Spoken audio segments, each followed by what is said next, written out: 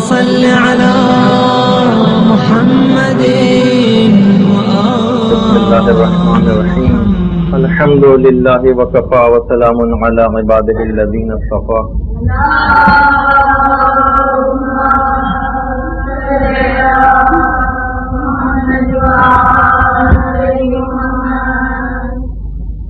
اس سے پہلے کہ ہم آئندہ کا کوئی لاہ عمل آپ کے سامنے پیش کریں، ضروری محسوس ہوتا ہے کہ ایک ایسے موضوع پر تھوڑی سی گفتگو کر لی جائے کہ جب بھی کبھی انسان کسی دینی کام میں اپنے قدم کو آگے بڑھاتا ہے تو شروع میں تو ایک للہیت اس کے اندر نظر آتی ہے، لیکن جیسے جیسے وقت گزرتا جاتا ہے کچھ غیر الہی اہداف اس کے ساتھ ساتھ چلنا شروع ہو جاتے ہیں، اور انسان کی کیفیت وہ جو شروع میں جوش و جذبات کی تھی وہ وقت گزرنے کے ساتھ ساتھ کم ہوتی چلی جاتی ہے. اس کو برقرار کیسے رکھا جائے، وہ چیز کیا ہے کہ جو کم ہوتی جاتی ہے، اس موضوع پر آج ہم تھوڑی سی گفتگو کریں گے. اور واقعی وہ ایک ایسا کہ علم اخلاق کے اعتبار سے اور دین کے لیے کام کرنے والوں کے اعتبار سے، دینی طالب علموں کے اعتبار سے وہ موضوع انتہائی اہمیت کا حامل، اور وہ ہے صفت اخلاص. اخلاص چیز کیا ہوتی ہے، اس کو ہم کیسے پہچانیں کہ ہمارے اندر اخلاص ہے یا اخلاص نہیں ہے. اس کے کچھ طریقے ہیں جو انشاءاللہ آج کی گفتگو میں آگے آئیں گے، اور پھر آخر میں ہم اس پروگرام کو اناؤنس کریں گے کہ جو انتہائی فائدہ مند ہوگا آپ لوگوں کے لیے انشاءاللہ. دیکھیے، اگر ابھی جو کہ ہم جس موضوع پہ گفتگو شروع کرنے جا رہے ہیں، اگر انسان مخلص نہ ہو تو باقاعدہ ایسے افراد کے لیے قرآن کے اندر ایک جملہ آیا ہے کہ جو کہ تقریباً 27 مقامات پر آیا ہے. ویل، واو یہ لام، فویل للمصلین الذین هم عن صلاتهم ساہون الذین هم یراؤون. ویل، تباہی، بربادی، جہنم کا گڑھا ہے ان افراد کے لیے. ایک تو پہلے تو بے نمازیوں کے سلسلے میں مذمت آئی، پھر اس کے بعد ہے الذین هم یراؤون، وہ لوگ کہ جو کہ ریاکاری کرتے ہیں، یعنی جن کے پاس اخلاص نہیں ہے. اخلاص کا اگر ضد کی دیکھی جائے تو وہ ہے ریاکاری، غیر الہی اہداف، خدائی مقصد کے ساتھ کچھ اور مقاصد بھی انسان کے شامل حال ہوتے چلے جائیں. تقریباً 27 مقامات پہ یہ لفظ استعمال ہوا ہے، اور ہر جگہ انتہائی خطرناک معنوں میں استعمال ہوا. دیکھیے، اگر انسان کے اعمال اس اخلاص سے خالی ہو جائیں یا اخلاص میں کمی آتی رہے تو پھر اس انسان کی قیمت کیا رہ جاتی ہے. مولائے کائنات امیر المومنین علی ابن ابی طالب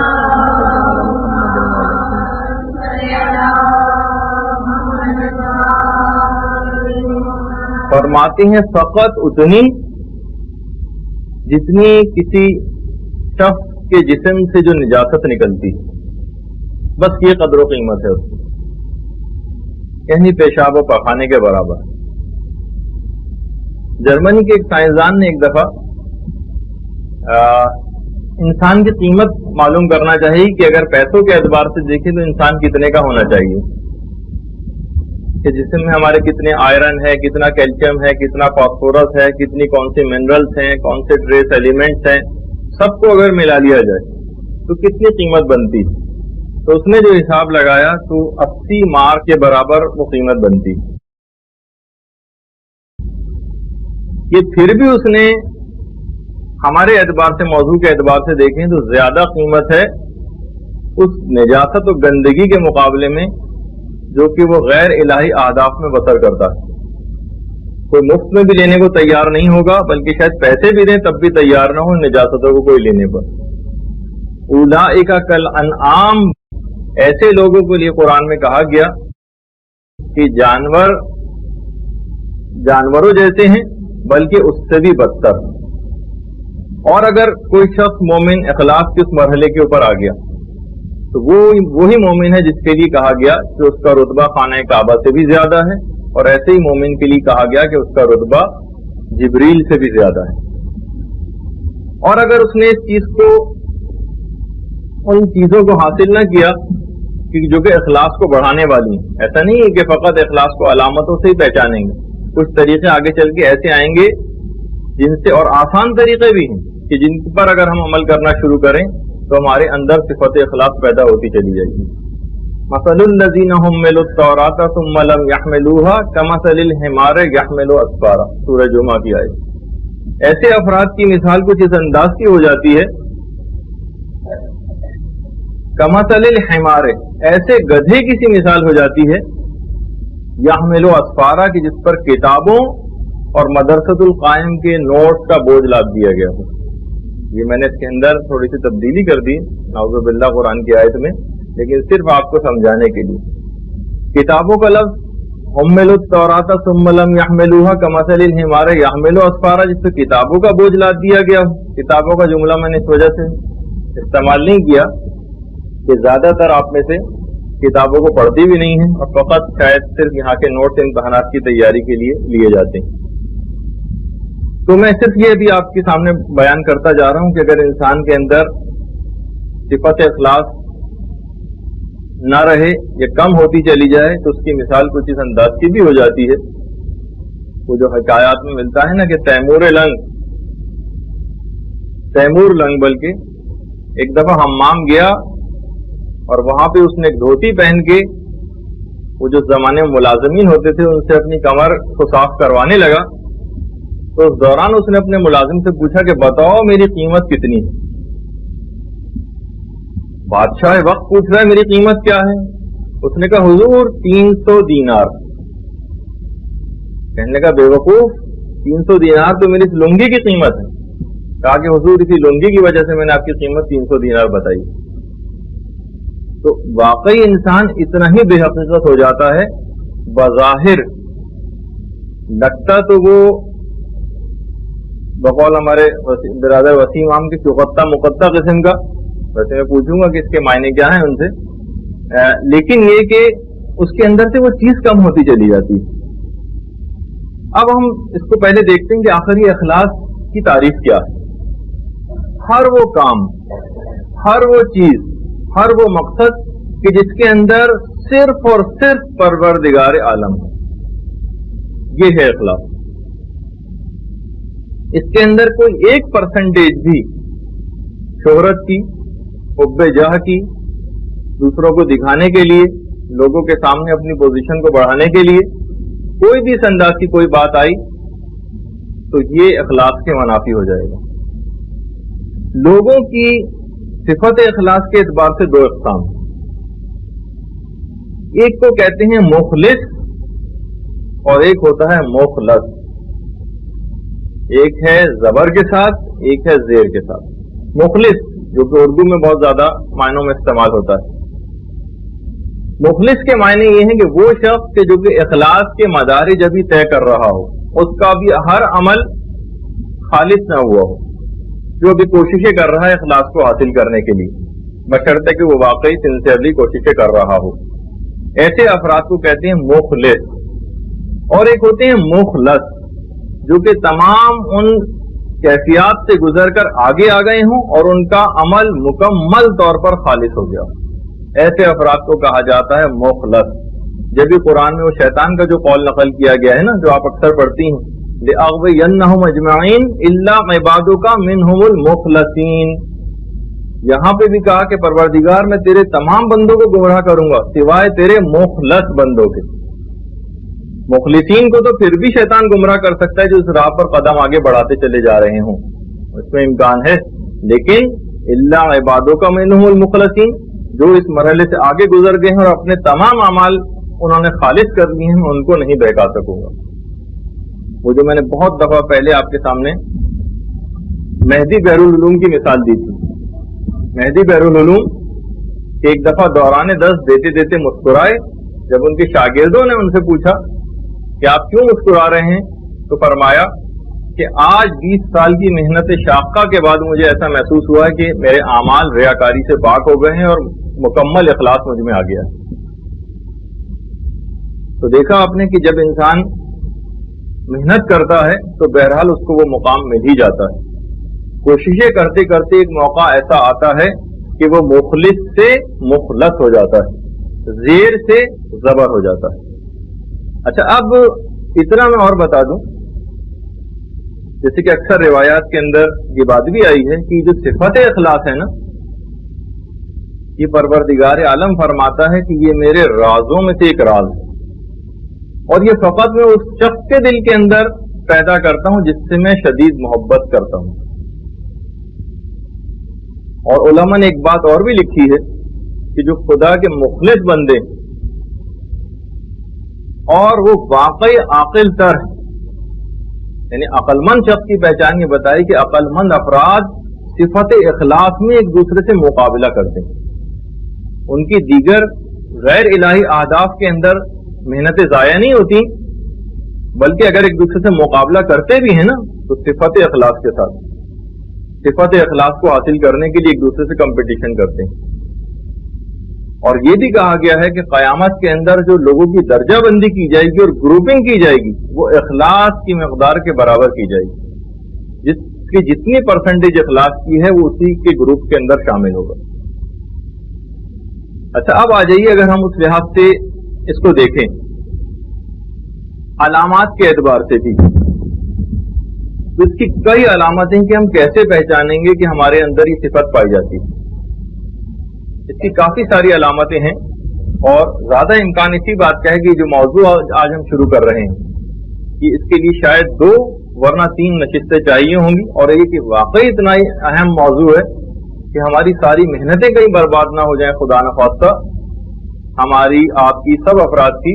تو ہر شخص کوئی بھی اس موضوع کے متعلق باریک بینی سے ہر شخص کو کام لینا چاہیے, کیونکہ ہر شخص کا یہ معاملہ ہے.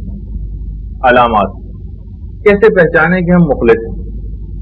پہلی چیز جو کہ پیغمبر اسلام نے بتائی, فرماتے ہیں کہ ہر حقیقت کی ایک علامت ہوتی ہے, ہر حقیقت کی ایک علامت, اور اخلاص کی علامت یہ ہے کہ وہ شخص تعریف کو پسند نہ کرے. اچھا, اگرچہ اس کے اندر ابتدائی طور پر ایک دم سے اس صفت کو حاصل کر لینا, آیت اللہ مشکینی اربیلی فرماتے تھے جب بھی اپنی کتاب کے اندر انہوں نے کہا ہے کہ اگر اپنی تعریف سن کر آپ کا نفس پھول کے کپا ہو جائے اور ایک آپ کو بڑی خوشی محسوس ہونے لگے تو سمجھ جائیے کہ آپ کا نفس ابھی تک بیمار ہے. حقیقت یہ ہے کہ یہ بیماری کی کیفیت ہے. تو پہلی چیز تو یہ ہے, اگرچہ اس میں بہت سے مرحلے آپ کو تھوڑے سے نسبتاً مشکل لگیں گے, لیکن بہرحال کبھی نہ کبھی اس منزل کے اوپر آپ کو آنا ہے. یہ نہیں کہ یہ ہمارے مقام اور مرتبے سے بہت بلند چیز ہے. پیغمبر اسلام نے کوئی یہ بہت ہی اعلیٰ پائے کے لوگوں کے لیے نہیں, بلکہ بالکل عام لوگوں کو یہ سب باتیں اور کیفیات بتائیں. تو ہر شخص کو اس کو حاصل کرنے کے لیے تگودو کرنی چاہیے اور اپنی تعریف کو سننا پسند نہ کرے. یہ پہلی علامت. علامت نمبر 2 وہ یہ ہے کہ مخلص افراد سے ہر شخص کو فقط اور فقط خیر اور بھلائی نصیب ہوتی ہے. یہ ہو ہی نہیں سکتا کہ کسی مخلص انسان کسی کا دل دکھا رہا ہو, کسی کی غیبتیں کر رہا ہو, کسی کی ٹانگ کھینچنے کے چکر میں ہو, کسی سے دل میں کینہ رکھے ہوئے ہو معمولی باتوں پر. یہ صفت اخلاص کے منافی اقدامات ہیں سارے. مخلص کی علامت یہ بتائی گئی کہ ایسے افراد سے ہمیشہ لوگوں کو خیر اور بھلائی نصیب ہوتی ہے, بس کوئی برائی ان کی طرف سے نہیں پہنچتی. تیسری علامت, ہم مرحلے وار آگے گزرتے جا رہے ہیں, خدا کے حکم کے سامنے ہر وقت اس کے کندھے جھکے رہتے ہیں. ہر وقت خدا کا حکم یہ ہے, بس وہ فوراً سر تسلیم خم کر دیتا ہے, چاہے وہ اس کے مزاج کے خلافی کیوں نہ ہو. بہرحال اس پہ ہم زیادہ گفتگو نہیں کریں گے اور اگلے مرحلوں کے اوپر جائیں گے. چوتھی علامت, ثمرۃ العلم اخلاص العمل. علم کا ثمر یہ ہے کہ اخلاص عمل اس کے بعد حاصل ہو ہی جاتا ہے, بشرطے کہ وہ علم آداب و شرائط کے ساتھ حاصل کیا گیا.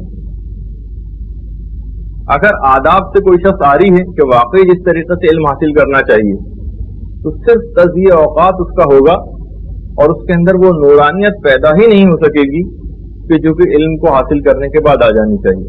आदाब इल्म कई दफा आपके सामने बयान हो चुके हैं कि इल्म को आदाब के साथ जो शख्स भी हासिल करेगा उसके अंदर इखलास पैदा हो ही जाएगा।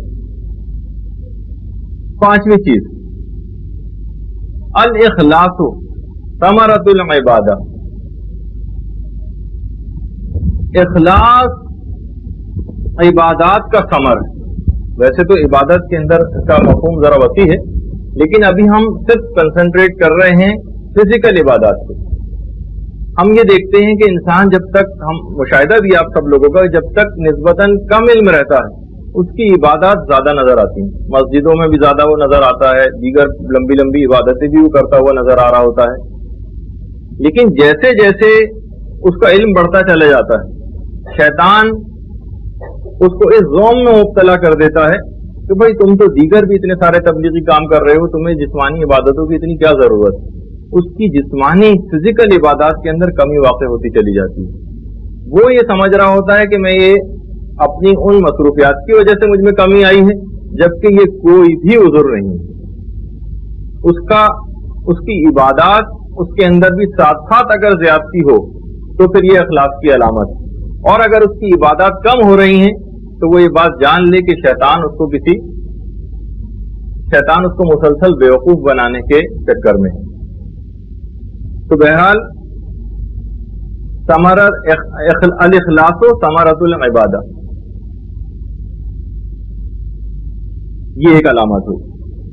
छठी अलामत ये है कि ख्वाहिशात नफसानी से मुखलिस शख्स हमेशा इज्तिनाब करता है। जब भी मौला फरमाते थे कि वो शख्स कैसे इखलास को हासिल कर सकता है जिसके दिल में ख्वाहिशात नफसानी गलबा हासिल किए हुए हैं। तो अगर ख्वाहिशात नफसानी गुनाह कर कि जहां मौका आया बस इंसान वहीं गुनाह के अंदर गिरफ्तार हो गया और उसके दिल में हमेशा ख्वाहिशात नफसानी ताज़ा ही रहें, गलबा हासिल किए रहें, तो ऐसे शख्स को इखलास हासिल होना बहुत मुश्किल है। उसके बाद रिवायात के अंदर ये बात भी बयान हुई, सातवीं चीज जो कि इखलास को हासिल करने का एक तरीका भी, अपनी आरज़ुओं को छोटा करो, कम करो, ताकि तुम्हारे आमाल खालिस हो जाए।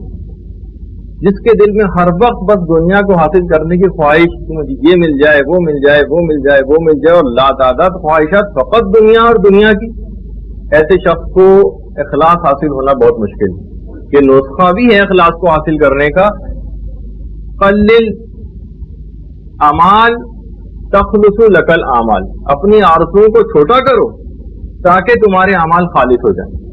अपनी आरज़ुओं का दायरा इतना वसी ना करो कि तुम्हारी ख्वाहिशात दुनिया कभी खत्म होने ही में ना आ रही। आठवीं अलामत, तन्हाई और खिलवत में उससे ज्यादा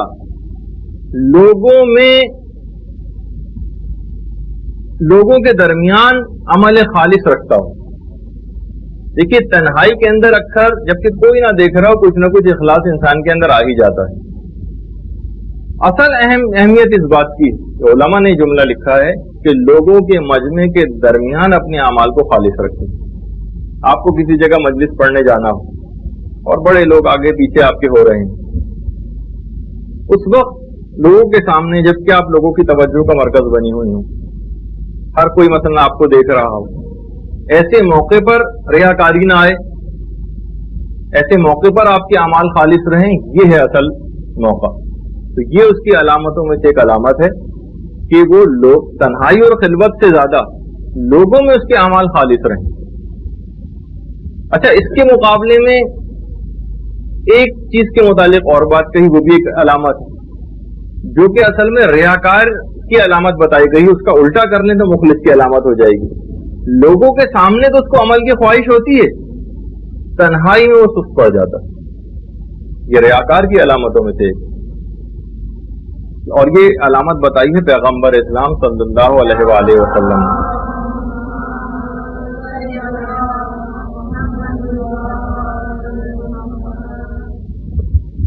10वीं अलामत, ये भी पैगंबर इस्लाम से मरवी है, फरमाते हैं कि जो शख्स ये चाहता है جو بھی ریاکار ہے وہ یہ چاہتا ہے کہ ہر کام پر میری تعریف ہو. اس کے مقابلے میں مخلص تعریف کو بالکل بھی پسند نہیں کرتا, ہر کام پہ تعریف کیے جانے کو پسند کرتا, چاہے دنیا کا کوئی کام ہو, دین کا کوئی کام ہو, ہر چیز میں اس کو تعریف چاہیے. جہاں ہر وقت تعریف کے معنی ہے کہ دوسرے لوگوں کی توجہ اس کو حاصل کرنے میں تمام اپنی توجہات کو مبذول رکھتا ہے, تو اس کے دماغ میں پھر غیر الہی اہداف آ ہی جائیں گے اور اخلاق سے دور ہوتا چلا جائے گا.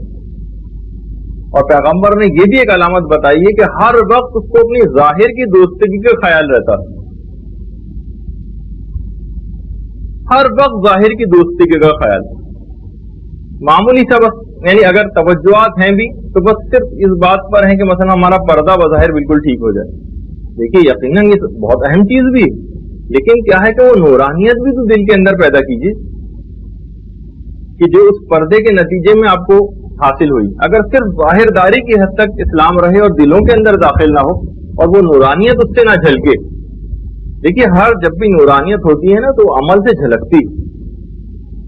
میں آپ کو ایک مثال دیتا ہوں کہ میڈیکل کالجز میں جو فائنل ایئر کا ایک امتحان ہوتا ہے اس میں باقاعدہ ایک امتحان ہوتا ہے جس کو شارٹ کیس کہتے ہیں. 4-5 مریض لائن سے لیٹے ہوئے ہیں, ہر مریض کے پاس 2 منٹ کے لیے رکنا ہوتا ہے اور مریض سے نہ کوئی بات کر سکتے ہیں نہ اس کی فائل دیکھ سکتے ہیں, بس ظاہری علامات دیکھتے ہیں اور اس کے بعد ڈفرینشیل ڈائگنوسس بتانی ہوتی ہے کہ اسے کیا کیا ہو سکتا ہے. جب انسان کی ظاہری علامات بیماری کی وہ اپیئر ہو جاتی ہیں, آبویس ہو جاتی ہیں, اس سے ایک اندازہ لگایا جا سکتا ہے, تو انسان کی باطنی جو خصوصیات کا اندازہ بھی اس کی علامات سے لگایا جاتا ہے. تو یہ جتنی بھی علامتیں بیان ہو رہی ہیں آپ کے سامنے, ہر شخص خود جج کرے کہ واقعی کہیں علامتیں مجھ میں تو نہیں پائی جاتی. اگرچہ اس پہ میں آگے چل کر ایک بات کروں گا کہ ان تمام خصوصیات کو کبھی بھی دوسروں پر منطبق نہ کیجیے گا. ایک سب سے بڑی غلطی ہوگی جو آپ کریں گی, یہ فقط اور فقط ہر شخص کو انفرادی طور پر بتائی جا رہی ہے. اور کیوں یہ میں نے یہ بات کہی, اس کا آگے چل کر تذکرہ بھی آنے والا ہے. 12ویں علامت, چلے جو بھی نمبر ہے, مولا فرماتے ہیں کہ تعریف سے, اچھا یہ ریاکار کی جہاں پہ بات آ رہی ہوتی ہے اس کا برخلاف کر لیں گے تو مخلص کی علامت بن جائے گی. ریاکار تعریف سے اس کا عمل زیادہ ہو جاتا ہے اور تعریف نہ کی جائے تو اس کا عمل کم ہو جاتا ہے. جب تک آپ کو اپریسیشن ملتی رہے, جب تک واقعی آپ محنت کرتی رہیں, اور جہاں تھوڑا سا آپ سے تعریف کو دور کیا گیا وہیں آپ کے عمل میں ٹھنڈک پیدا ہونی شروع ہو گئی. اور جبکہ مخلص شخص ہے, وہ تعریف سے اس کے عمل میں اضافہ نہیں ہوتا اور تعریف نہ کی جائے تو اس کا عمل کم نہیں ہوتا. یہ ایک بہت ہی اہم چیز ہے جس کو آپ کو دماغ میں رکھنی ہے. اور تمام جتنی بھی مصیبتیں ہوتی ہیں, اگلی علامت, مخلص شخص کبھی بھی تمام مصیبتوں میں فقط اور فقط شکر پروردگار ہی انجام دیتا رہتا ہے اور کبھی بھی خدا کے کسی فعل پر اعتراض نہیں کرتا. دیکھیے بہت سارے ایسے مواقع آتے ہیں کہ انسان بہت سی مصیبتوں کے اندر گرفتار ہو جاتا ہے, لیکن ہم علماء کا طریقہ کار دیکھیں جو ہمارے سامنے مشعل راہ بھی ہیں. آیت اللہ جواد ملکی تبریزی امام خمینی کے عرفانیات کے استاد تھے. ایک دفعہ درس دے رہے تھے کہ کسی نے آ کر اطلاع دی کہ آپ کا جوان بیٹا گھر میں تالاب میں ڈوب کر مر گیا. جواد ملکی تبریزی بہرحال درس ختم کیا انہوں نے, اس کے بعد گھر تشریف لائے. عید غدیر کا روز تھا. گھر تشریف لائے, عورتوں کے رونے کی آواز آ رہی تھی. کہنے لگے کہ دیکھو رو نہیں اور لوگوں کی عید کو عزا میں تبدیل نہ کرو. پھر لوگوں سے مخاطب کر کے کہا کہ پروردگار عالم نے عید غدیر کے روز مجھ کو عیدی عنایت کی ہے, لیکن یہ رونے والی عورتیں سمجھتی نہیں. ہر چیز میں فقط اور فقط سراپا تسلیم بن جائے. یہ صرف اور صرف ہم یہ نہیں کہہ سکتے کہ بھئی اس مقام تک ہم تو نہیں پہنچ سکتے, لیکن سامنے ایک منزل رہے تو نا. اگر ہم صرف وہی چھوٹے چھوٹے درجات ہی آپ کے سامنے, اگرچہ وہ بھی آ رہے ہیں اور بڑے بھی آ رہے ہیں, تاکہ جس کا جیسا ہو اور اس کے دماغ میں ایک رہے کہ انشاءاللہ اس منزل تک بھی اپنے اخلاق کو لے کر جائیں گے جیسے کہ ان علماء کے اندر نظر آ رہا ہے. امام خمینی جب عراق میں تھے जिला वतनी की जिंदगी गुजार रहे थे, तो वहीं पर उनको अपने बेटे मुस्तफा खुमैनी की शहादत की खबर मिली। इन्ना लिल्लाहि व इन्ना इलैहि राजिऊन कहा, कलमा इस्तरजा पढ़ा और उसके बाद फकत एक जुमला कहा कि मुस्तफा की शहादत खुदा के अल्ताफ खुफिया में से एक, खुदा की मख्फी रहमतों और नेमतों में से एक है जो मुस्तफा को शहादत मिली, और कोई वावेला नहीं मचाया और लोगों की तरह से और खुदा के हुक्म के आगे सर तस्लीम हम कर ली। देखिए, जितनी भी अभी अलामत खैर बयान हो रही, मैं इसमें फिर दोबारा कहूं कि कभी भी इस चीज से डरना चाहिएगा कि अच्छा फिर तो इसका मतलब है कि हम में सिफत कभी पैदा हो ही नहीं सकती। देखिए, हमेशा रियाकारी नियत के अंदर होती है, अमल में नहीं होती। तो कभी भी अमल को खैराबाद ना कहिएगा इस डर से, वरना शैतान बहुत से अमाल भी छुड़ा देता है कि कहीं रियाकारी ना आ जाए। तो बहरहाल क्योंकि रियाकारी फकत नियत में होती है, तो नियत की इस्लाह की फिक्र करती रहिएगा, अलबत्ता अमल को कभी भी नहीं छोड़ना। अच्छा, इतना और बता दूं कि बाज़ औक़ात ये भी दिमाग में ख्याल आता है कि मसलन मदरसे की तरफ से जो इनामात मिलते हैं और हौसला अफजाई की जाती है और उससे अगर कोई खुशी महसूस होने लगे तो कहीं सिफत इखलास के मनाफी तो नहीं। तो बहरहाल देखिए, ये उलमा ने ये बात लिखी है कि अगर शुरू ही से फकत लोगों की तवज्जोहात मबजूल करने का इरादा ना हो, यानी आपने बाकायदा मेहनत की थी इम्तिहान के अंदर और कोई मुकाम और मर्तबा हासिल किया और उसके ऊपर आपको इनाम मिला, उस वक्त नीयत खालिस थी, अब जब इनाम मिल रहा है तो बहरहाल खुशी हो रही, ये सिफत इखलास के मनाफी नहीं। और खुद इंतजामिया के भी एतबार से मैं कहूँ कि अगर कोई ऐसी तकरीब होती है तो उनकी तमाम तर तवज्जोहात इस बात पर मबजूल न रहें कि भाई हमें तो ऐसी तकरीब मुनक्किद करनी है कि जनाब उस जैसी कहीं तकरीब मुनक्किद ना हुई हो और एक नाम हो और एक इंतजामिया का एक नाम हो। ऐसी अगर कोई गैर इलाही अहदाफ निगाहों में आते रहे या आ गए तो फिर ये वाला भी अमल ज़ाया हो सकता है। तो बहरहाल क्योंकि लेकिन सालिहीन की सिफत ये रही है और उनकी सीरत ये रही है कि वो हौसला अफजाई के लिए इनामात देते रहें, तो इस लिहाज से अगर किया जाए तो इसमें कोई हर्ज नहीं। अलबत्ता रिवायात के अंदर दोनों तरह के जुमले आए हैं, सिर्रन व अलानियतन या सिर्रन व जहरन। नेकियों को छुपा के भी अंजाम देना चाहिए और नेकियों को अलल ऐलान लोगों के सामने भी अंजाम देना चाहिए। तो यानी दोनों तरीके से इंसान करता रहे। अलबत्ता जो बिल्कुल मुब्तदी हैं, जो अभी सिफत इखलास के अंदर कदम को आगे बढ़ा रहे हैं, उनके लिए बहरहाल उलमा ने एक बात कही है कि वो इस शैतान के इस धोखे में ना आए कि शुरू में शैतान अगर कभी आपको नमाज शब की तौफीक दे दे तो आप लोगों के सामने बयान करें और दिमाग में ये हो कि भाई अगर हम बयान लोगों के सामने इस काम को नहीं करेंगे तो लोगों को तरगीब कैसे होगी। शुरू के अंदर लोगों की तरगीब का बिल्कुल दिमाग में ना लेकर आइए। ऐसा हरगिज भी नहीं होना चाहिए कि लोगों का कोई ख्याल शुरू में कम से कम आपके दिमाग में ना हो। जब आप उस मुकाम और मर्तबे को हासिल करने आगे बढ़ जाएं इस बात से, तो फिर लोगों को तशवीक और तशवीक के लिए आप ऐलानिया काम करना शुरू करें। लेकिन नहीं, जब तक अपने नफ्स से बेएतमादी रहे कि वो आपको कभी भी धोखा दे सकता है, तब तक अपने तमाम नेक अमाल को छुपा कर ही करती रहिए। इतना और बता दूं, इसका भी जिक्र आ गया बीच में, मुहज्जतुल बैज़ा हमारे इल्म अखलाक की सबसे बेहतरीन किताब मुल्ला मोहसिन फैज काशानी की।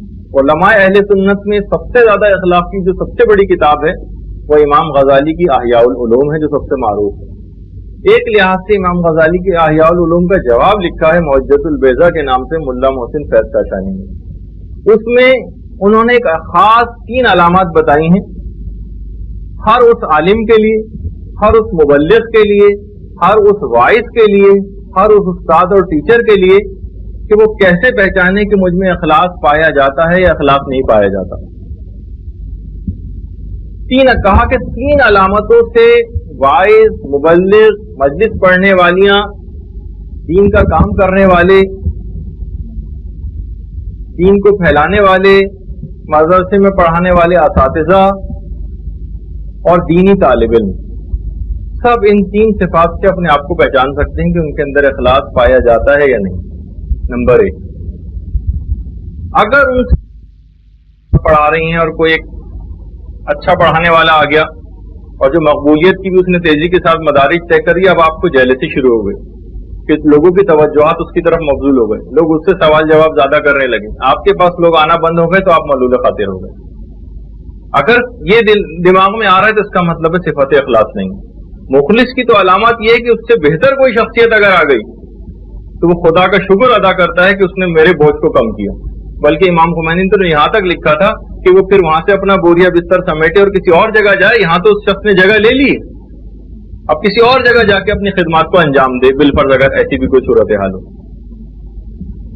اس طرح دیکھیے یہ بڑی ایک اہم چیز ہے اور انسانوں کو صرف یہ محسوس کرنے کی چیزیں ہیں.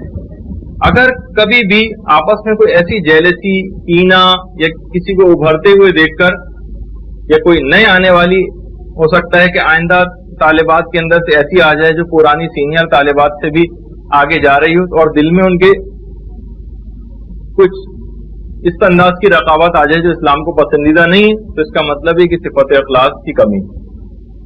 آیت اللہ گلپائگانی, آیت اللہ سید محمد رضا گلپائگانی فرماتے ہیں کہ ایک دفعہ میں ایک عالم جانکنی کی کیفیت میں تھے تو میں ان کے پاس گیا عیادت کے لیے. آنکھیں کھولی, پوچھا کہ کیا تم سید محمد رضا گلپائگانی ہو؟ کہنے لگے جی ہاں. کہا کہ دیکھیے حالت نظم ہے, کہا کہ خدا نے آخر مجھ پر اتنا ظلم کیوں کیا؟ استغفر اللہ, جانکنی کی کیفیت میں ایک عالم کہہ رہا ہوں. سید محمد رضا گلپائگانی نے کہا ایسی کیا بات ہو گئی؟ کہا کہ دیکھو تم میرے ہمدرد اور کلاس فیلو تھے, تم اتنے بڑے مقام اور مرتبے تک خدا نے تم کو پہنچا دیا اور میں وہی چھوٹا سا ایک عالم ہی رہا, آخر خدا نے مجھ پہ اتنا ظلم کیوں کیا؟ تو بعض اوقات دیکھیے انسان علم حاصل کرنے کے باوجود بھی اگر نورانیت اس کے دل میں نہ آئے, نورانیت اگر اس کے دل میں نہیں آ رہی اور وہ فقط اور فقط انہی جیلسیز کے اندر لگا ہوئے ایک دوسرے سے حسد اور رقابت کے جذبات میں, تو دیکھیے وقت مرگ قریب آ گیا, خدا کو منہ دکھانے والا ہے اور اس وقت بھی اس کی وہ کیفیات کے اندر تبدیلی نہیں آ رہی. ہم دیکھتے ہیں یہی حسد اور جیلسیز تھی کہ جو کہ علامہ ذیشان در جوادی مرحوم تو یہیں کے اکثر ذاکرین نے پابندیاں لگوائی تھی پاکستان آنے پر, صرف اس وجہ سے کہ جب وہ آتے تھے تو ظاہر ہے کہ لوگوں کی ان کی طرف رغبت ہوتی تھی, تو اس جیلسی کے اندر باقاعدہ حکومت پاکستان کو درخواستیں دے دے کے ان کے ویزے کو کینسل کروایا جاتا تھا. یہ اخلاص کی اگر علامتیں نہ ہوں تو ایسے افراد بھی آج بھی ہیں, کیونکہ جو ذرا سے ٹی وی چینلز کے اوپر آنے کے لیے پروڈیوسروں کے گھروں کے چکر لگاتے ہیں, اس کا معنی فقط اور فقط یہ ہے. اور جیسے کہ ہم نے سننے میں بھی آیا کہ ایک ذاکر نے تو اپنی تقریر بیچ میں سے اپنی مجلس ادھوری چھوڑ دی جب انہیں پتہ چلا کہ کوئی ٹی وی چینل والوں نے لینے کے لیے آئے. تو ایسے افراد, اور دیکھیے جو اپنے عمل کو خالص کر لے, پھر ایسے ہی افراد کے لیے ابھی میں پہلی علامت بتا رہا ہوں, ایسے ہی افراد کے لیے پھر وہ کیفیت بھی ہوتی ہے کہ ایک عالم جو کہ جب مجلسیں پڑھنے جاتے تھے تو جب تک ممبر پہ آنے سے پہلے امام حسین پر سلام کرتے تھے, اور جب تک جواب سلام نہ آ جاتا تھا ممبر کے اوپر نہیں جاتے تھے. لوگوں نے ان سے پوچھا کہ آخر یہ مقام اور مرتبہ آپ کو کیسے ملا؟ کہا ایک واقعے کی وجہ سے. وہ واقعہ کیا ہے؟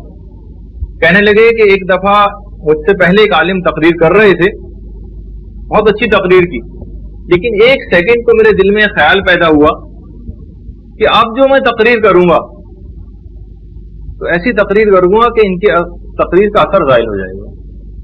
کہہ رہے ہیں فقط ایک سیکنڈ کے لیے میرے دل میں یہ خیال آیا, جیلسی اور ایک رقابت. میں نے اسی وقت فیصلہ کر لیا کہ میں 1 سال تک کوئی تقریر نہیں کروں گا اور اپنے نفس کو خوب ستاؤں گا, اپنے نفس کو ایک ایسی سزا دوں گا. اور پھر کہہ رہے ہیں کہ اب پھر اس کے بعد میرے اندر ہی کیفیت پیدا ہو گئی اس واقعے کے بعد سے کہ جب کبھی بھی ممبر پہ جاتا ہوں امام حسین کو پہلے سلام کرتا ہوں,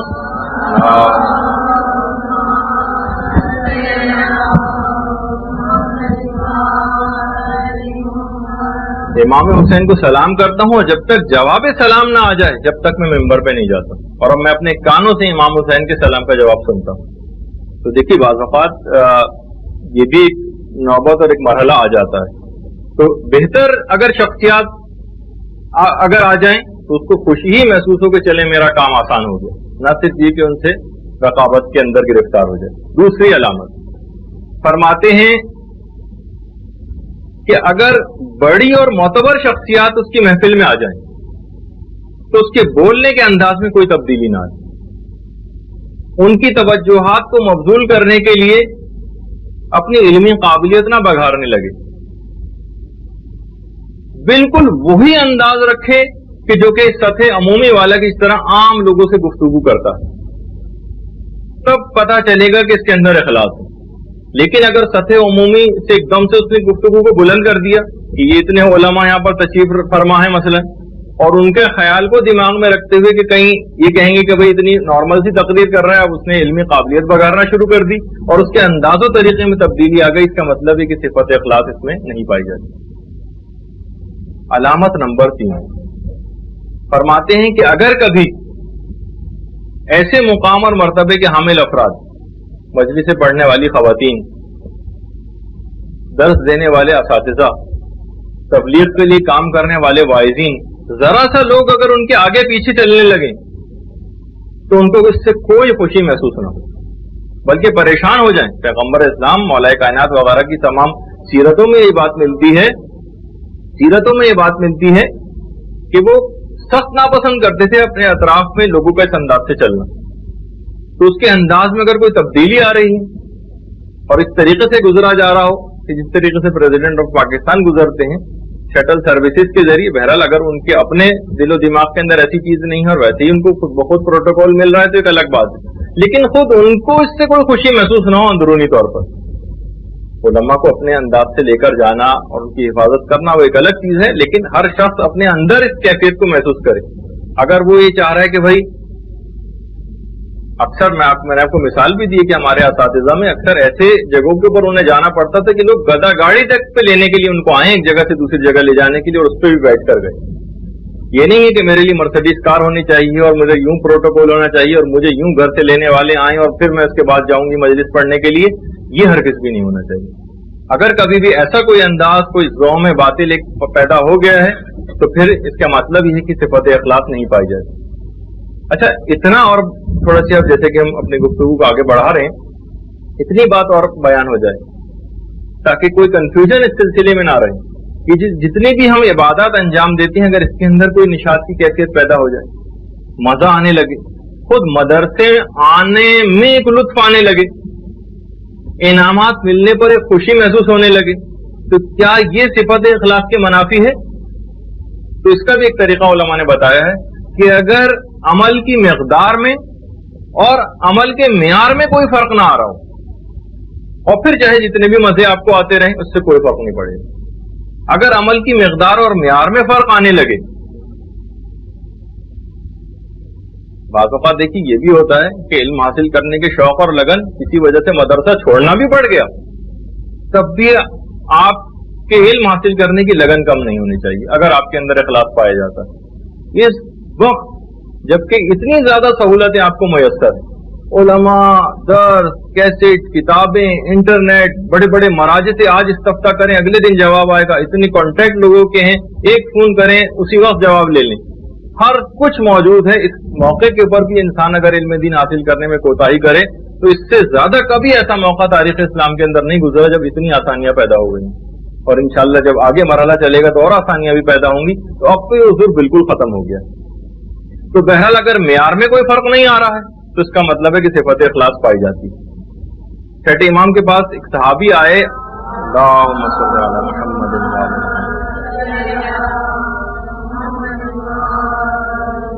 कि मौला बाज़ औक़ात हम इबादत अंजाम देते हैं लेकिन जब दूसरों की निगाह हम पर पड़ती है तो हमें खुशी महसूस होती है।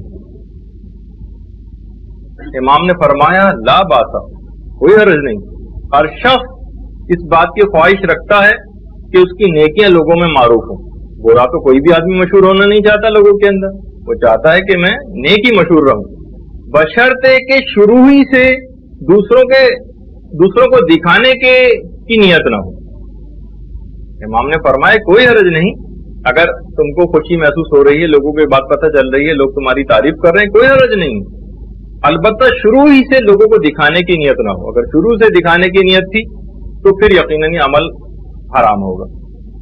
अबू ज़र ग़िफ़ारी पैगंबर इस्लाम के पास तशरीफ लाते हैं और फरमाते हैं कि या रसूल अल्लाह, अमल तो हम परवरदिगार आलम के लिए करते हैं, لیکن لوگ ہمیں وہ عمل کرتے دیکھ کر ہماری تعریف کرنے لگتے، لوگ ہم کو اچھا سمجھنے لگتے ہیں، تو کہیں یہ صفت اخلاص کے منافی تو نہیں؟ ابو ذر غفاری پیغمبر اسلام سے پوچھ رہے ہیں، پیغمبر نے فرمایا اے ابو ذر تلک عاجل بشر المؤمن، یہ ایسی بشارت ہے جو خدا اس دنیا میں ہی مومن کو دے دیتا ہے، اگر اس کی اپنے اندر وہ کیفیت نہیں پائی جا رہی، صرف لوگ اس کو دیکھ رہے ہیں اور اس کی تعریف کر رہے ہیں، لوگ دیکھ کے تعریف کر رہے ہیں، ہم ان کو دکھانے کے لیے عمل نہیں کر رہے تھے، تو پیغمبر اسلام فرماتے اس میں کوئی حرج نہیں، ان کی تعریف کرنے سے تمہارے عمل پہ کوئی فرق نہیں پڑے گا، بلکہ ایک ایسی بشارت ہے جو اس دنیا میں تم کو دے دی گئی کہ تمہارا انجام بھی بخیر ہوگا۔ اچھا اب دیکھیے، اگر یہ چیز پیدا ہو گئی اور حاصل ہو گئی تو اس کے اتنے فائدے ہوں گے، جیسے کہ اکثر روایات میں یہ بات بھی آئی کہ کوئی شخص صرف 40 روز تک بھی اگر اپنے اعمال کو خالص کر لے تو پھر علم و حکمت کے چشمے اس سے پھوٹنے لگتے ہیں، اور ایسا شخص پھر بے حساب جنت میں جاتا ہے۔ جس شخص نے اس دنیا میں اپنے حساب کو صاف کر لیا اس کے لیے بار بار حساب و کتاب کا مرحلہ نہیں آئے گا، اور ایک دفعہ بھی آپ نے اس راہ کے اوپر قدم رکھ دیا صفت اخلاص کو حاصل کرنے کے لیے، جس کے بھی کچھ طریقے آگے چل کے بھی بتائے جانے والے ہیں، تو پھر پروردگار 4 طریقوں سے آپ کی ہدایت کرے گا۔ بس ایک دفعہ اس کے لیے عمل کو خالص کر لیجیے، دوسری کسی سوچ کو اپنے اندر نہ آنے دیں۔ دیکھیے بعض اوقات کبھی میں انشاءاللہ اس کا بھی مرحلہ ہوگا تو بتاؤں گا، ایک مرحلہ مومن پر علم عرفانیات کو حاصل کرنے کے بعد اور گناہوں سے بچنے کے بعد ایک موقع ایسا بھی آتا ہے کہ وہ سوچوں کو بھی اپنے کنٹرول میں لے لیتا ہے، کون سا خیال اس کے دل میں پیدا ہو اور کون سا پیدا نہیں ہو اس کے اپنے اختیار میں بات آ جاتی ہے، جو کہ ابھی میں نے بہت بڑی بلند بات کر دی ہے اپنے اور بعض لوگوں کے اعتبار سے، لیکن بہرحال ایک مرحلہ ایسا بھی آتا ہے۔ تو 4 طریقوں سے پروردگار عالم پھر آپ کی ہدایت کرے گا، بس ایک دفعہ قدم تو اس پہ رکھ دیں، عمل کو خالص کرنے کی کوششیں تو شروع کر دیں۔ نمبر 1، اس کی عقل بے انتہا قوی ہو جائے گی، خود بخود اسے عقل سے فیصلہ کرے گا کہ مجھے کیا کرنا چاہیے، چیزوں کی حقیقتیں اس کے سامنے آیا ہونے لگیں گی۔ جیسے کہ میں نے ایک دفعہ حدیث آپ کے سامنے پیش کی تھی پیغمبر اسلام کی، اس کا بھی مفہوم یہی تھا کہ پروردگار چیزوں کی حقیقت میرے سامنے ویسی کر دے جیسی کہ وہ ہیں، ایسا نہ ہو کہ ملمہ سازی سے ہم لوگ دھوکہ کھا جائیں۔ عقل اس کی بے انتہا قوی ہو جاتی ہے، لہذا وہ گناہوں کی طرف نہیں جاتا۔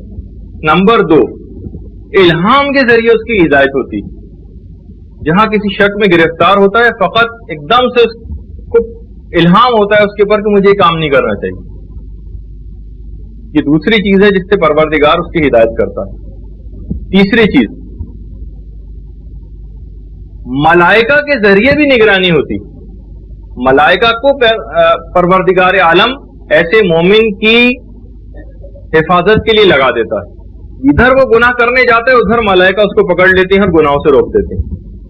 اور چوتھی طریقہ ہے ہدایت کا ایسے مخلص آدمی کے لیے کہ اس کو علم و فضل ایسا حاصل ہو جاتا ہے کہ جو اس کو گناہوں سے روکتا ہے، اسی علم کے لیے جس کی کے لیے آپ نے حدیث ایک دفعہ سن چکی ہیں کہ العلم نور یغذفہ اللہ فی قلب من یشاء، علم دین کبھی بھی سیکھنے سکھانے سے نہیں آتا، لیس العلم بکثرت التعلیم وتعلم بل هو نور یغذفہ اللہ فی قلب من یشاء، یہ کبھی بھی سیکھنے سکھانے سے نہیں آتا، یہ تو فقط پروردگار عالم جس کے دل میں چاہتا ہے روشن کر دیتا ہے۔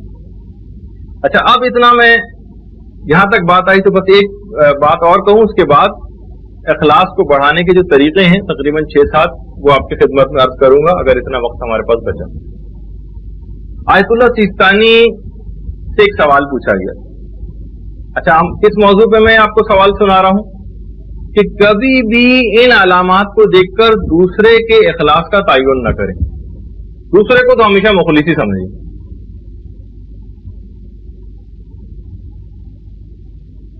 ایک سوال پوچھا گیا کہ آپ یہ بتائیے کہ کوئی شخص اگر داڑھی منڈا ہو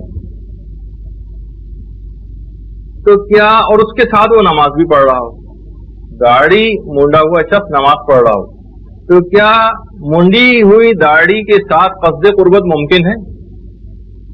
وہ کہہ رہے پروردگار میں 2 رکعت نماز پڑھتا ہوں فجر کی قربتاً الی اللہ، حکم خدا کی بجاوری میں. یہ مجسم گناہ کر رہا ہے, شیو کر کے آیا ہے ابھی, کیا اس کے ساتھ اس کی نماز قبول ہوگی؟ قصد قربت تو نہیں. حکم خدا کہاں ہے؟ حکم خدا تو یہ ہے کہ تمہیں داڑھی رکھنی چاہیے تھی, تم مخالفت کر کے آئے اور پھر کہہ رہے ہو. اب آیت اللہ سیستانی کا جواب سنیے. کہنے لگے کہ یہ چیز ایک ایسی ہے, ہمارے پاس کوئی ہارڈ اینڈ فاسٹ رول ایسا نہیں ہے جس سے ہم لوگوں کی عبادات کے متعلق یہ حکم لگا سکیں کہ ان کی عبادت قبول ہوئی یا قبول نہیں ہوئی.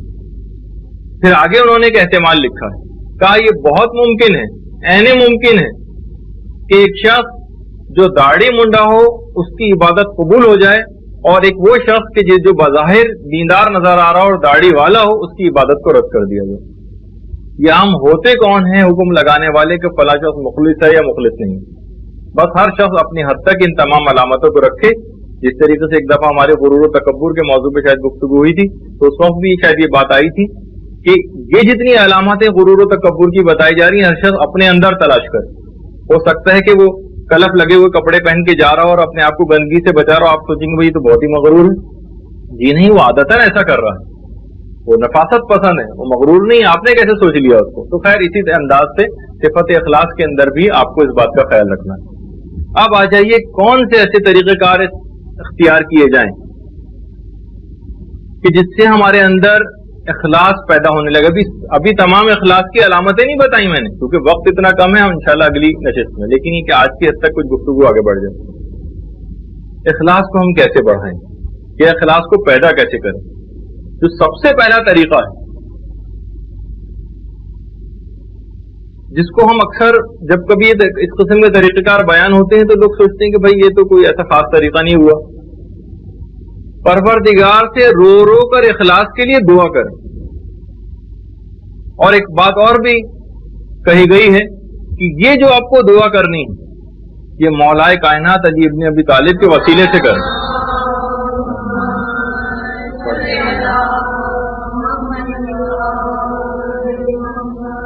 ان کے بس ان مولائے کائنات کیا ان کا اخلاص اور کیا ان کے اندر نورانیت, ان کے وسیلے اور واسطے سے اگر دعا کی جائے گی صفت اخلاص کے لیے تو وہ پیدا ہو کر رہے گی.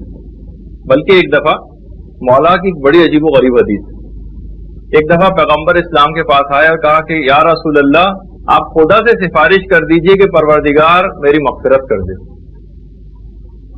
کیسا عجیب و غریب سوال ہے.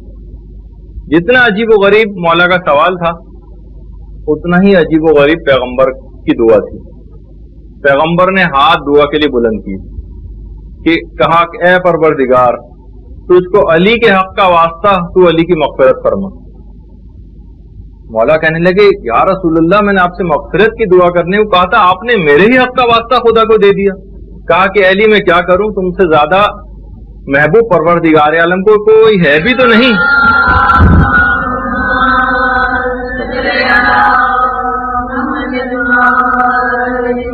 کہ میں اس کے وسیلے سے دعا کرتا.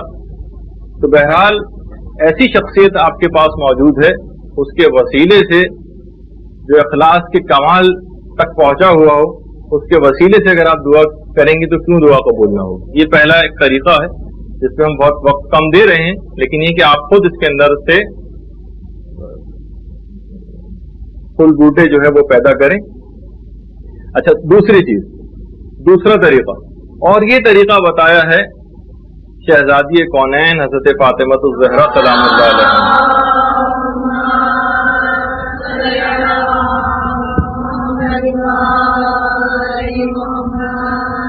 شہزادی فرماتی ہیں کہ پروردگار عالم نے روزے کو اخلاص پیدا کرنے کا ایک وسیلہ قرار دیا.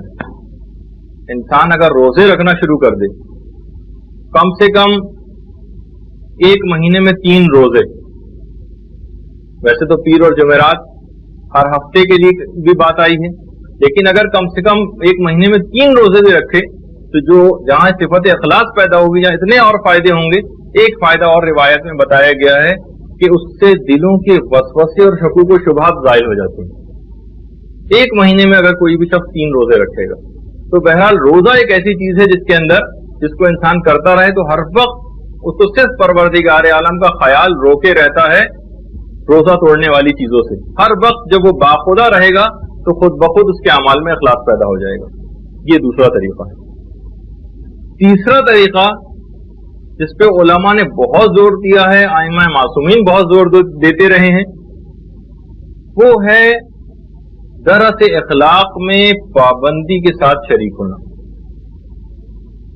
یہ ایک ایسی چیز ہے کہ اس زمانے کے جو سب سے مشہور محلے میں اخلاق گزرے ہیں, آیت اللہ محمد حسین طباطبائی, ان کے متعلق یہ بات ملتی ہے کہ جس وقت وہ نجف اشرف آئے تھے, جوانی کا دور تھا, علمی تبحر بہت زیادہ اس وقت بھی تھا, لیکن ان کو سمجھ نہیں آ رہا تھا کہ میں کس جگہ جا کر درس اٹینڈ کروں.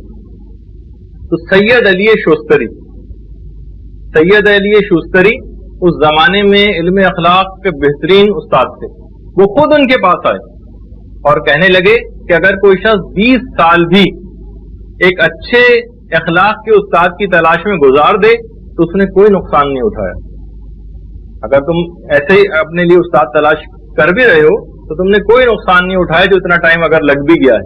تم ایسا کرو کہ میرے درس اخلاق کے اندر آیا کرو.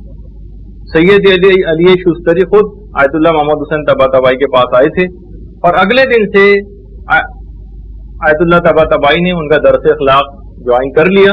اس کے بعد پھر انتقال کے وقت تک محمد حسین طباطبائی کہتے رہے کہ آج میں جو کچھ بھی ہوں اور جو مقام بھی میں نے حاصل کیا سید علی شوستری کے درس اخلاق سے حاصل کیا.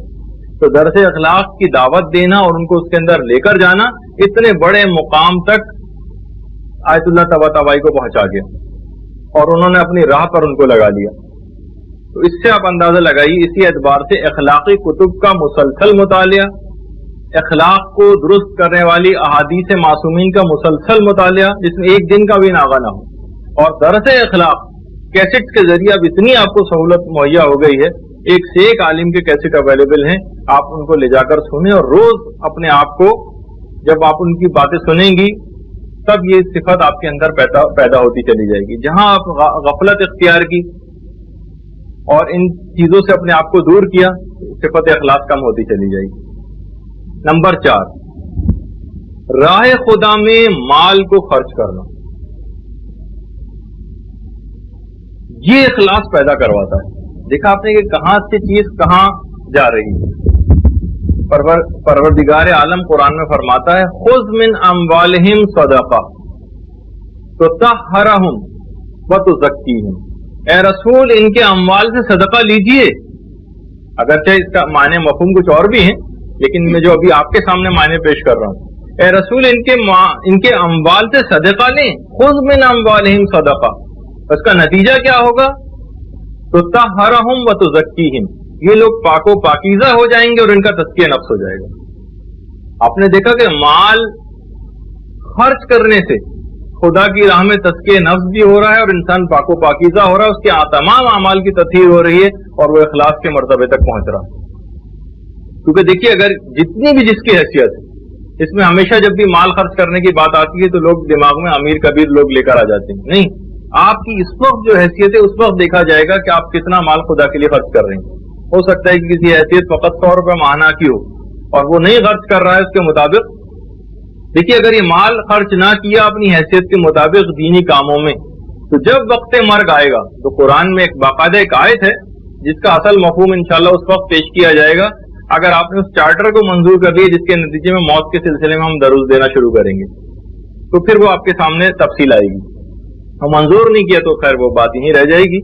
تو قرآن میں یہاں تک بات آئی, ربی لولا اخرتنی الی اجل قریب فاصدق واکن من الصالحین. پروردگار جب ان لوگوں کے موت کا وقت قریب آتا ہے تو کہتے ہیں پروردگار تو اتنی مہلت ہمیں کیوں نہیں دیتا, فاصدق تاکہ ہم صدقہ نکال دیں, واکن من الصالحین اور صالح لوگوں کے اندر شامل ہو جائیں.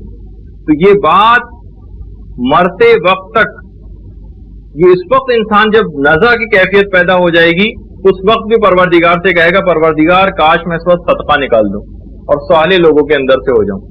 جب بھی کبھی صدقات دینے کی باری آتی ہے تو ایک بات اور بھی دماغ میں رکھی, اکثر یہ ہوتا ہے کہ بھئی لوگ اتنی زیادہ باریک بینی کے اندر چلے جاتے ہیں، ہم کس کو صدقہ دیں کس کو نہ دیں، آج کل بہت زیادہ چیٹر لوگ بھی ہو گئے اور فلاں، اور ایسی چیز کو پہچاننا بہت مشکل ہو گیا ہے. اور بعض اوقات لوگ اتنے حیران و سرگردہ ہیں کہ بعض اوقات یہاں پہ مدرسے بھی آتے ہیں چیز معلوم کرنے کے لیے. ایک صاحب ایک دفعہ آئے تھے، میں سن رہا تھا کہ وہ آ کے صرف یہی چیز بار بار پوچھ رہے تھے کہ آخر کوئی ایسا طریقہ بتائیے کہ ہم یہ پہچان سکیں کون شخص مستحق ہے اور کون مستحق نہیں.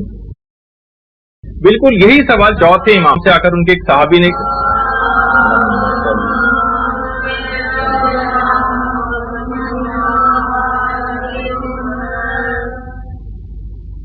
چوتھے امام کے صحابی ابو حمزہ سمالی نے کیا تھا. ابو حمزہ سمالی امام کے پاس آتے ہیں کہ مولا آج کل لوگ اس طرح کے بہت آنے لگے ہیں کہ سمجھ میں نہیں آتا کہ کون مستحق ہے کون غیر مستحق، اکثر ہم ان کو واپس بھی کر دیتے ہیں. امام نے بڑا عجیب جملہ کہا کہ اے ابو حمزہ، کیا تم حضرت یعقوب کی طرح کا امتحان دینا چاہتے ہو؟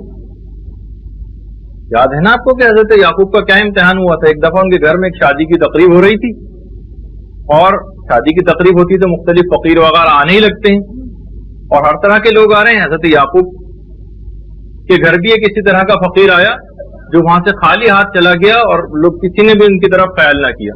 اس کا نتیجہ یہ رہا کہ 20 سال یعقوب یوسف کے غم میں تڑپتے رہے. تو کبھی بھی آپ اس چکر میں نہ آئیے گا شیطان کے کہ مستحق کو جائے اور غیر مستحق کو نہ جائے اور فلاں چیز ہمیشہ آپ کو دینا. میں بہت ابھی اس مسئلے کی باریکی میں تو نہیں جا رہا، لیکن بس ایک آپ کو کا جو مقصد ہے پروردگار عالم کو خوش کرنا ہے، یہ اس بات کی تحقیقات کرنا نہیں کون مستحق ہے اور کون مستحق نہیں.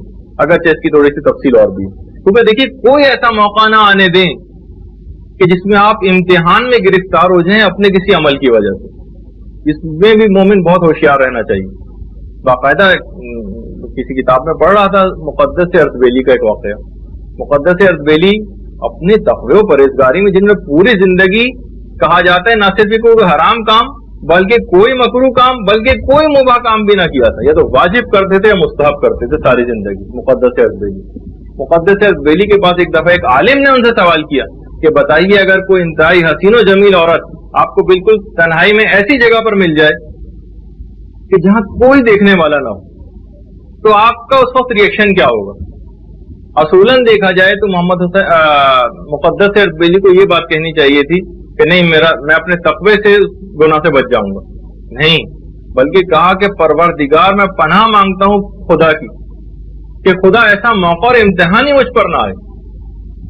کبھی بھی انسان اپنے اس کے اوپر وہ نہ کرے کہ میں بہت ساری چیزیں ایسی ہیں کہ آج کل نوجوانوں کے اندر مثلاً چیٹنگ کرنا بہت اپنے اوپر، کہ ہمیں اپنے اوپر بہت اعتماد ہے. جناب ہم نامحرموں سے ہنسی مذاق کر لیں گے تو ہماری کیفیت پہ کوئی فرق نہیں پڑا، ہم کسی گناہ میں گرفتار نہیں ہوں گے. ہم مثلاً چیٹنگ پہ بات کر لیں گے تو کوئی حرج نہیں. ہم مثلاً نامحرم کزنس کے ساتھ ہنسی مذاق کریں گے تو ہم پہ کوئی فرق نہیں پڑے گا. نہیں، انسان کبھی بھی اپنے نفس کے اوپر بھروسہ نہ کرے، اور ہمیشہ جو اسلامی حدود مقرر کی ہیں پروردگار عالم نے بس وہاں تک اپنے آپ کو رکھے. تو بہرحال یہ ایک بات آپ کے سامنے پیش کی گئی. تو اس میں کتنی ابھی تک 4 طریقے بیان ہوئے.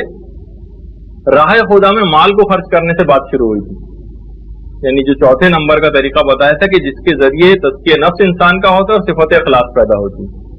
اس کے بعد 5ویں چیز جو کہ بہت ہی عام ہے، ہم جلدی بس اس موضوع کو مکمل کر رہے ہیں. 5ویں چیز اگرچہ ہے ذرا مشکل تھا جملہ لیکن سن لیجئے گا. استحضار آیت علم یعلم بان اللہ یرا. آیت اللہ محمد حسین طباطبائی سے جب بھی کوئی علماء آ کر کہتے تھے آپ ہمیں کوئی نصیحت کریں، ہمیشہ صرف ایک آیت پیش کرتے تھے، علم یعلم بان اللہ یرا. ابھی تک تم لوگوں کو اس بات کا علم نہیں ہے کہ خدا تمہارے تمام اعمال کو دیکھ رہا ہے. علم یعلم، ابھی تک تم لوگوں کے علم میں یہ بات نہیں آئی کہ خدا تمہارے تمام اعمال کو دیکھ رہا. بس کہہ رہے تھے یہ آیت یہ نصیحت کے لیے بہت کافی. امام خمینی سے بھی جب اکثر پوچھا جاتا تھا کوئی نصیحت کرے تو اس والی آیت کو پڑھتے تھے، علم یعلم بان اللہ یرا. ہر وقت فقط اور فقط پروردگار عالم کا خیال، ہر وقت موت اور آخرت کا خیال دماغ کے اندر ہے. ایک عجیب و غریب واقعہ ذوالقرنین کے متعلق مشہور ہے.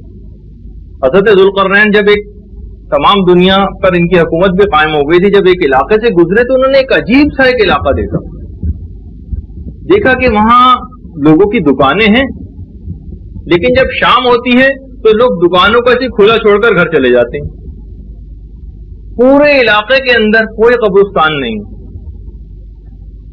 اور ہر شخص نے اپنے گھر کے آگے اپنے عزیزوں رشتہ داروں کی قبریں بنائی ہیں, اور ہر قبر کے اوپر جو عمر لکھی ہے وہ مرنے والے کی, کسی کی 20 سال لکھی ہے, کسی کی 15 سال لکھی ہے, کسی کی 5 سال لکھی ہوئی. کہا کہ یا اللہ یہ کیا ماجرا ہے, ایسی جگہ تو میں نے کبھی نہیں دیکھی. جب لوگوں سے استفسار کیا انہوں نے تو لوگوں نے کہا ہمیں ہر وقت یہ جو ہم نے اپنے گھروں کے آگے اپنے رشتہ داروں کی قبریں بنائی ہیں, ہم نے کسی قبرستان میں نہیں بنائی ہیں, تاکہ ہر وقت ہمیں اپنا انجام آنکھوں کے سامنے رہے اور ہر وقت خدا ہم کو یاد رہے. اس وجہ سے ہم اپنے گھروں کے سامنے اپنی رشتہ داروں کی قبریں بنائی ہوئی ہیں. اور اسی وجہ سے کوئی دکاندار کوئی خیانت کرنے کا کسی کے دل میں خیال بھی نہیں آتا.